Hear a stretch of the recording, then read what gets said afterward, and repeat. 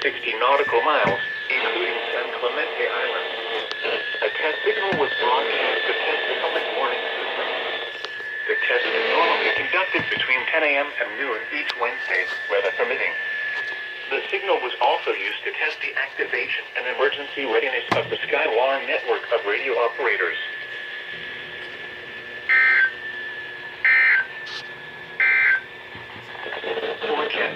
Well, that was an interesting required weekly test. I have my walkie-talkie that can receive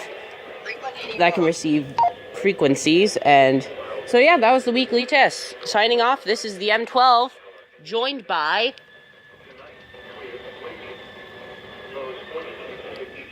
Skewer King. That's your cue. Okay, Skewer King decided not to join, so I'll see you all in the next video. So I don't know why the weather radios are acting up, but okay, see you in the next video.